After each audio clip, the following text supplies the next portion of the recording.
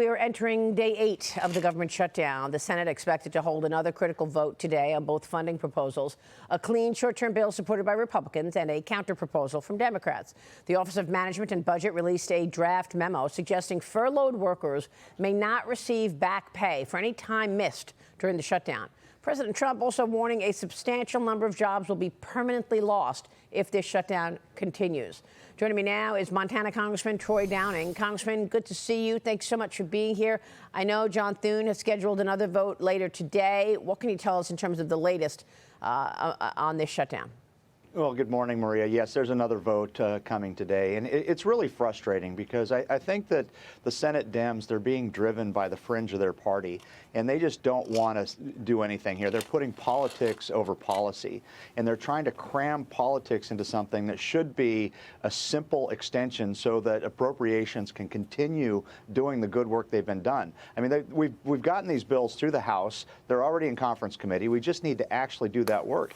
And the fact that they want to throw in policy, meaningful, permanent policy into something and try to, beat down the Republicans that we are against this policy, it's just it's a red herring. It's a false narrative, because really what they're trying to do is they're trying to hold a political basis, because Chuck Schumer was just, smacked because he agreed with doing the CR before. So what's changed now?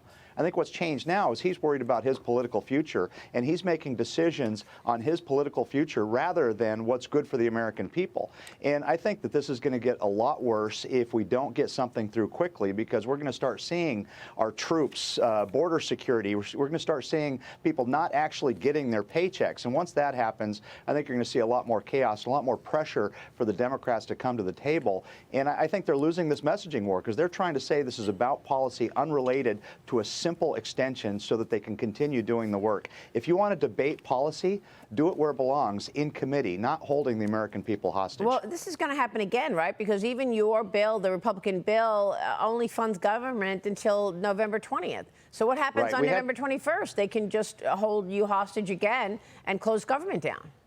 Well, here's the thing, is that's part of that committee work. And so if you want to throw policy in there, have it see the light of day, have it be debated in committee, have it be, refined and negotiated, not as a, hostage negotiating point to, keep the American people in hostage. So we need... Originally, we had 7 weeks, and now obviously we've lost, 8 days now. So that clock is ticking to actually do this work. But we need to get to the point where we can do the work. And if you want to debate more issues, then you do that in the proper channels in committee where it sees the light of day, not simply throw something in there that's completely political and not about policy because you just want to make a statement and because you don't like the president or you don't like what the Republicans have done. But we're here because the American people made a choice. They put President Trump in office, they put us in office, and we were given a mandate to do this. We're just trying to actually get the work done, and we needed 7 weeks, and now we've got 6 of it left. Yeah, I mean, look, I don't think that your colleagues on the left were so happy about the big, beautiful bill to begin with. And so they were mad about that. But I think the longer this goes on, both sides will be blamed, because if you're talking about the military missing a paycheck on October 15th, and then other workers missing a paycheck on the 20th, things are going to get real ugly real fast. And so is there any catalyst that brings the Democrats to the table so that you can actually pass one of these bills? Well, I'm hoping that they just go back to the policy that they've already passed. I mean, this is policy that came under the Biden administration. We're just asking for a short extension here. Yeah. Yes, this does need to be debated in committee once we get through, but I don't know if I agree with you, because we've simply said let's continue current law for 7 weeks to finish the good work. And I'm not sure if it makes sense for us to cave on something where we've done the good work just to give us that runway, and they're trying to throw completely unrelated policy in there to gum everything up. I think it's insincere. Yeah, I think people do see through that. They recognize that. And after all, so many of your colleagues have said you want to get back to pre-COVID spending. How do you get back to pre-COVID spending when you're facing $38 trillion in debt, when you're talking about bringing back subsidies that were used during an emergency, during COVID, the Obamacare subsidies?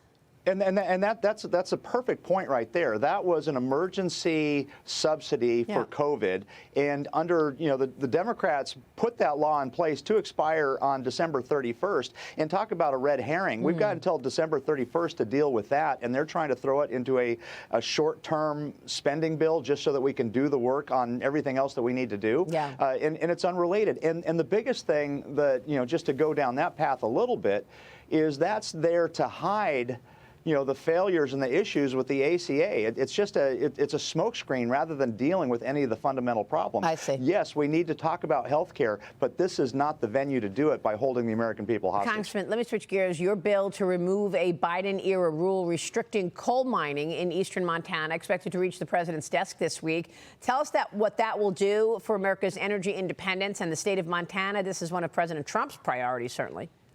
Absolutely, and I've got to throw kudos out to the administration for being pro-energy. I mean, energy dominance is important to everyone. I mean, having reliable, affordable energy is probably one of the biggest drivers to success. And so we had the Miles City RMP, which the Biden administration put a restriction on being able to mine coal in the Powder River Basin. Right. So we have undone that. It just made it's going to make it to the Senate today. I expect it to pass and make it to the president's desk so that we can actually unleash that coal in southeastern Montana. Very important there. Real quick, a fiery hearing on Capitol Hill yesterday. AG Pam Bondi telling your colleagues the Biden administration weaponized government through their Operation Arctic Frost, a 2022 FBI probe which targeted dozens of Republican entities, all surrounding the results of the 2020 election. New FBI documents now reveal that former Special Counsel Jack Smith tracked the private communications and phone calls of at least 8 Republican senators during his January 6th investigation. In response, the FBI fired employees and shut down a public corruption squad just one day after these revelations came to light, Congressman. This does not look good. I don't know why they were tracking these senators' calls, but I know Ron Johnson and Lindsey Graham aren't too happy about it. Yeah, I mean, this is an incredible story right here. This just breach of privacy, this weaponization of the DOJ, this unconstitutional, unlawful targeting of sitting members in the Senate. I mean, if this doesn't raise alarms, I don't know what should. And I just got to say that when we talk about weaponizing the DOJ, I think we have a smoking gun here and looking what was actually happening.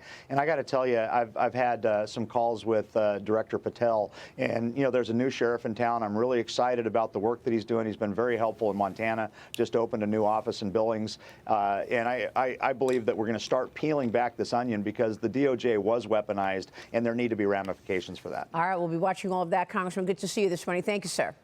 Troy Downing joining us in Montana.